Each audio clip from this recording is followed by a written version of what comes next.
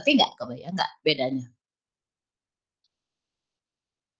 Jadi kalau berdasarkan proses, kita tidak menyebutkan ruang mana, tapi kita menyebutkan proses secara keseluruhan untuk menghasilkan produk tadi. Tapi kalau berdasarkan produk, kita sebutkan barangnya. Jadi kalau rumah tadi mungkin kita ngomongin ruang tamu, kapan mau dibikin, garasi, kapan mau dibikin, gitu ya.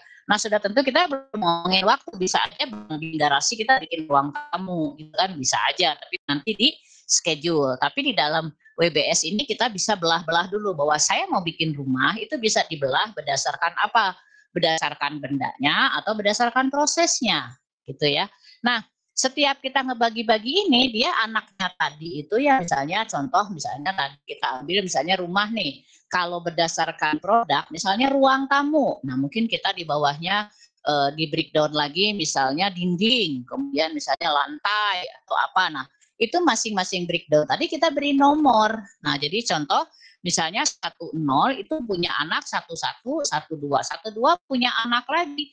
Nah, ini penomorannya mirip kayak struktur bab ya kalau kita lihat apa buku atau apa. Jadi ini tuh terdiri dari apa, di dalamnya terdiri dari apa, terdiri dari apa. Nah, nanti si anak-anaknya ini merupakan bagian yang di atasnya. Jadi contoh misalnya 1, 2 itu punya anak 4 ya.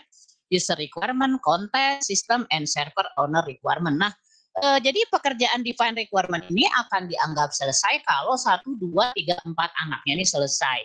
Berarti kalau misalnya ada yang belum selesai, maka define requirement ini belum dianggap selesai. Jadi kalau misalnya user requirement-nya perlu 3 hari, kontennya perlu 5 hari, sistemnya perlu 7 hari, server owner-nya perlu 2 hari. Nah, berapakah hari yang diperlukan untuk mendefine requirement?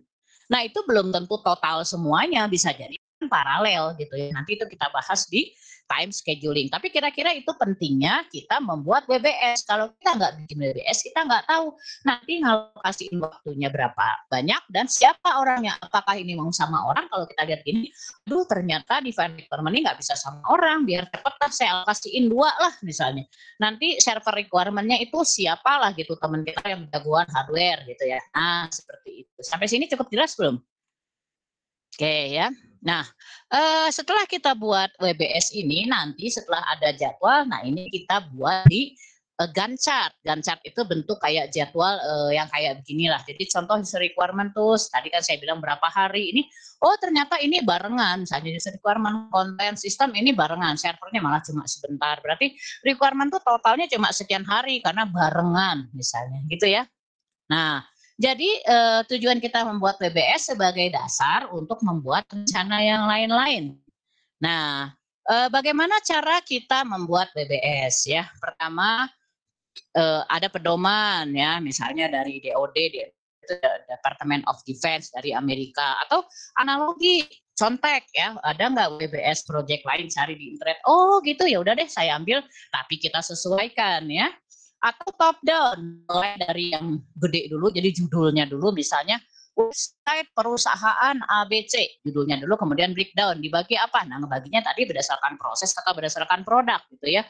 Atau bottom up, dari ngomong-ngomong dulu, jadi misalnya nanti kira-kira isinya apa sih? Oh itu nanti isinya itu ada email, ada kontak us, ada news. Nah berarti kan kita ngomongin isinya dulu, baru nanti isinya tadi dikategorisasikan. Nah, biasanya kalau kita ngomongin bottom up ini, kita lakukan yang namanya brainstorming. Jadi kayak ngobrol-ngobrol sama teman. Misal nih, kamu pengen bikin website himpunan. Nah, terus kan kamu belum tahu strukturnya, jadi ngobrol lah sama teman. Enaknya kalau website himpunan isinya apa sih? Nah, karena usulan macam-macam. Yang satu bilang, ada itu dong, ada event lomba-lomba, catat.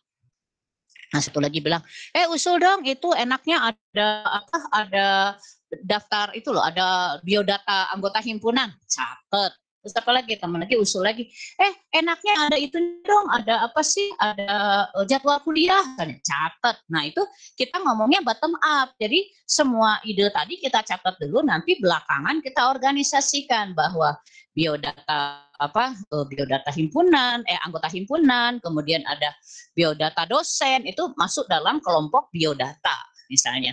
Terus ada event, lomba, berita, itu masuk ke dalam kategori news misalnya. Jadi kan kita bisa dari bawah dulu, dari komponen-komponen, dari ide-ide tadi, kemudian diorganisasikan. Atau misalnya mind map ini juga sama. Jadi mind map nanti kita buat satu central node ya, misalnya website, nanti ketika teman ngomongnya A kita buat cabang baru, ketika ngomongnya B mirip ya, bottom up sama mind map. Jadi mind map ini bisa kita buat baik top down ataupun bottom up. Nah, ini ya, misalnya contohnya mungkin udah pada tahu ya. Nah, jadi dari sini biasanya dengan mind map ini kita langsung bisa dipetakan menjadi item-item kayak gini ya. Nah, di Miro mind map-nya nggak bisa keluar kayak begini ya. Tapi kalau teman pakai tools mind map yang lain seperti Mindomo atau yang lain-lain itu sudah ada yang bisa membreakdown, dia langsung menjadi item-item kayak gini. Tinggal dikopas, tinggal diberi nomor gitu kan. Nah, kemudian setelah kita buat WBS kan ini nanti ada kata-kata ya, misalnya perform physical inventory. Nah, orang yang tahu isinya apa itu kan kita yang waktu nyusun. Ketika orang lain baca, itu maksudnya apa sih? Maka kita perlu buatkan dictionary, artinya penjelasan. Jadi yang dimaksud dengan acquire hardware dan software itu ngapain? Jadi ada nama proses dan penjelasan. Jadi kalau kayak tadi misalnya ya, kita tulis di sini install hardware dan software, ini apa sih dalamnya? Nah, kita ceritakan dalam deskripsi install hardware dan software, maksudnya ada memasang hardware server, kemudian software yang dipasang di server dan di klien dan seterusnya. Oke. Nah, setelah kita WebS Dictionary, tentunya si WebS ini nanti kita sodorkan ke klien atau ke perwakilan klien untuk di-approve. Nih Pak, kira-kira kayak gini cocok enggak? Nah, kalau sudah di-approve itu dijadikan pedoman kita untuk melakukan misalnya estimasi biaya, estimasi waktu, dan lain. Nah, ini WBS Dictionary example. Jadi mirip kayak data dictionary ya.